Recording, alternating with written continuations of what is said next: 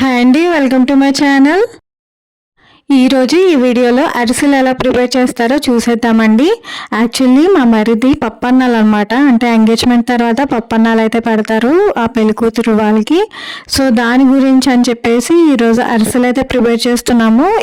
ఇక్కడ కంపల్సరీ భోజనాలప్పుడు అరిసెలు కూడా వడ్డిస్తారనమాట, అందరికీ పంచడం అలా చేస్తూ ఉంటారు. సో అందు గురించి అని ఈరోజు అరిసెలు అయితే ప్రిపేర్ చేస్తున్నామండి. ఈ అరిసెలు అనేవి దగ్గర 16 కేజీలు అనేవి చేస్తున్నాము. 12 కేజీలు ఒకసారి, అలాగే 4 కేజీలు ఒకసారి అనమాట. 10 కేజీలు బెల్లం. ఇది మొత్తమా?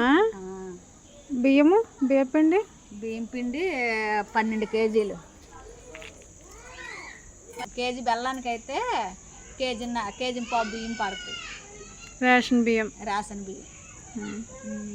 గ్లాస్ వాటర్, చిన్న గ్లాస్ తోటి వాటర్. సో ఈ పాటికి అర్థం అయిపోయింది కదండి, అరిసెలు ప్రిపేర్ చేయడానికి కేజీ బెల్లంకి కేజీ పావు రేషన్ బియ్యం అయితే అవసరం అవుతుంది. సో ఇక్కడ మేమైతే 10 కేజీల బెల్లంకి 12 కేజీల బియ్యంతో చేస్తున్నాము. ఫస్ట్ అయితే బియ్యం నానబెట్టుకోవాలండి ముందు రోజు కానీ, లేదంటే ఒక కనీసం 6 గంటలైనా కానీ ఆ బియ్యం అనేది నానాలన్నమాట. నానిన తర్వాత ఒక అరగంట ఆరేసుకోవాలి. ఆరబెట్టుకొని ఆ తర్వాత మిల్లుకైతే ఇవ్వాలన్నమాట. అరిసెలు ఎప్పుడూ కూడా తడి పిండితోనే చేసుకోవాలన్నమాట. పొడి పిండి అంటే బయట అమ్ముతారు కదా, సో ఆ పిండితో అయితే చేస్తే ఎప్పుడూ కూడా సరిగ్గా రావు.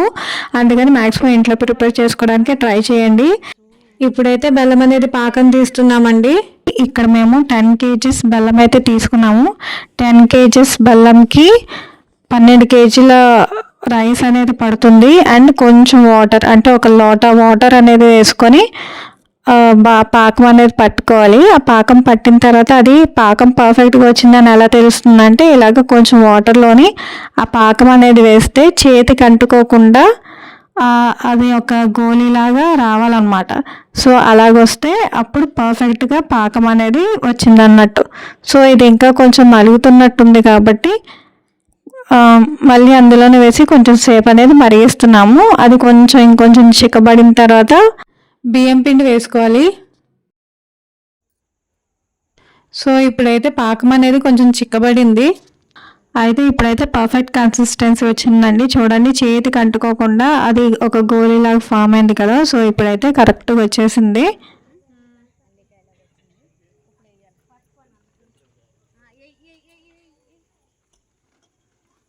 సో ఇంకా ఇప్పుడైతే పిండి అంతా వేసేసుకోవడమే. పిండి వేసుకొని గట్టిగా అయితే కలుపుకోవాలండి బాగా మొత్తం అంతా.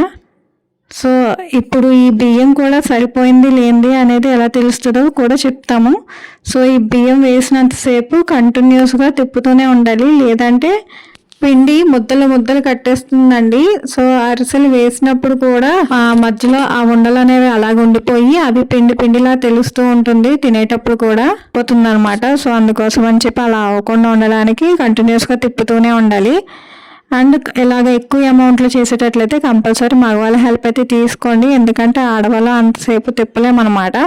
చాలా గట్టిగా ఉంటుంది తిప్పడం కూడా. సో అందుకని చెప్పేసి మగవాళ్ళ హెల్ప్ అయితే తీసుకోండి. ఇక్కడ మేము మా మరిది హెల్ప్ అయితే తీసుకుంటున్నాము.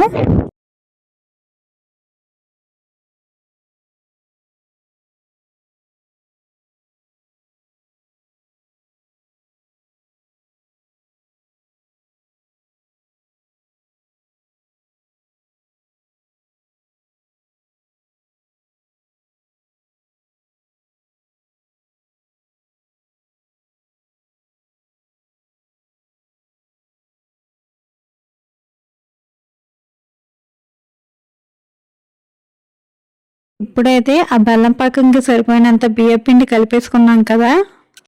ఆ బియ్యపిండి ఆ బెల్లం పాకంకి సరిపోయింది లేనిది అనేది కూడా ఇప్పుడు చెప్తాను. కాకపోతే ఏంటంటే బెల్లంని బట్టి కూడా పిండి అనేది ఎక్కువ తక్కువ అనేది పడుతుందండి. కొంచెం తెల్ల బెల్లం తీసుకుంటే కొంచెం ఎక్కువ పట్టచ్చు, నల్ల బెల్లం తీసుకుంటే తక్కువ పట్టచ్చు, అలాగనేది ఉంటుంది. సో దాన్ని బట్టి మీకు సరిపోయింది లేనిది అనేది ఎలాగనేది ఇప్పుడైతే చెప్తాను. ఇక్కడ పాకంకి ఆ పిండి సరిపోయింది లేనిది అనేది ఇలా కర్ర పైకి ఎత్తితే ముద్దలు పడుతుంది కదా, అలాగే ముద్దలు పడకూడదు అనమాట. ఆ ముద్దలు పడకుండా కొంచెం తీగలాగా పైకి ఎత్తితే తీగలాగా రావాలన్నమాట. సో ఇప్పుడైతే ఇంకొంచెం పిండి అయితే వేస్తున్నాము. సో కొంచెం ఒక 2 గుప్పెట్లు బియ్యం అనేది వేసుకొని, బియ్యం పిండి అనేది వేసుకొని కలుపుకుంటున్నాము. సో కలిపిన తర్వాత కన్సిస్టెన్సీ ఎలాగొచ్చింది అనేది మీరే చూడండి.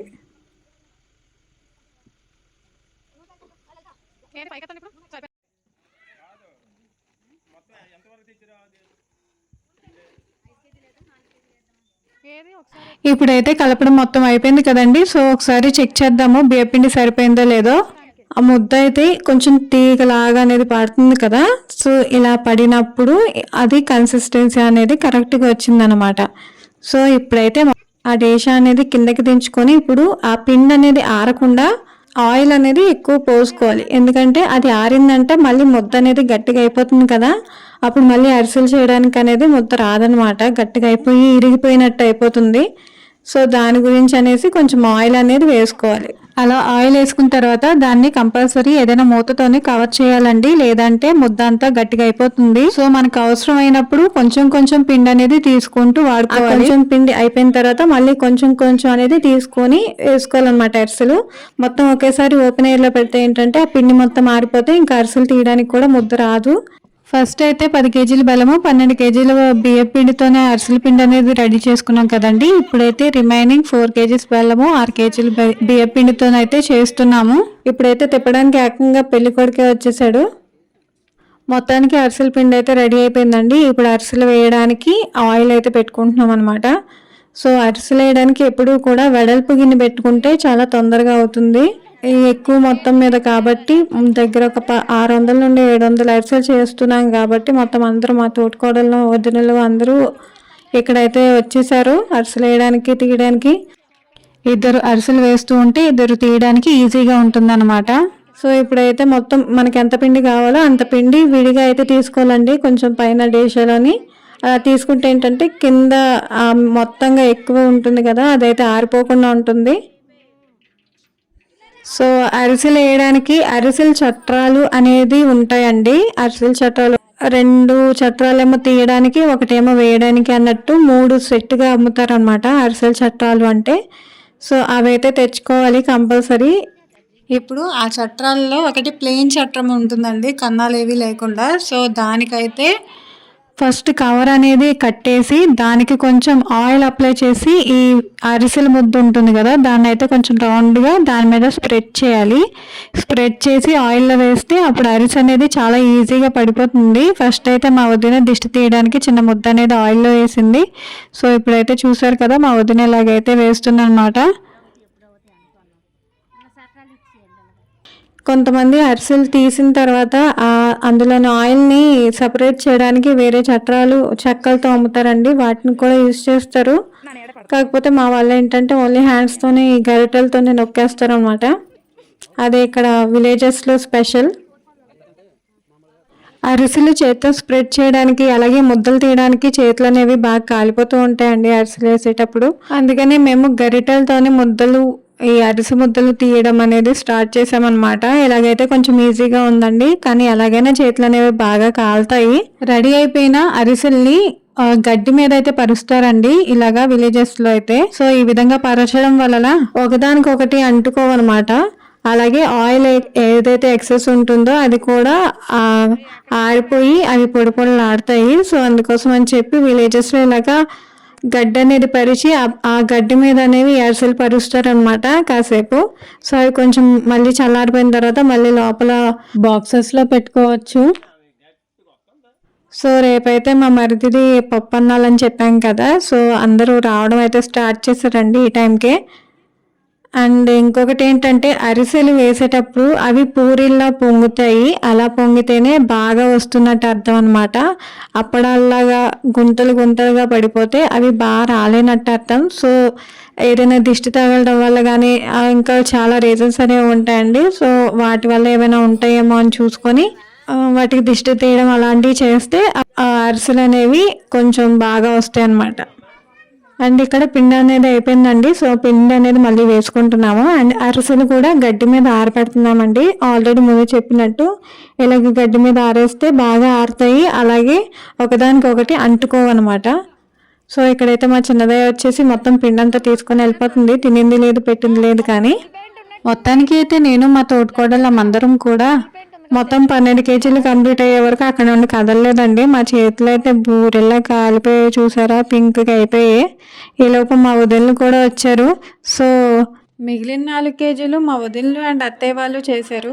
సో ఇదేనండి ఈరోజు వీడియో. ఈ వీడియో కనుక నచ్చితే లైక్ చేయండి, షేర్ చేయండి, మా ఛానల్ని సబ్స్క్రైబ్ చేసుకోండి.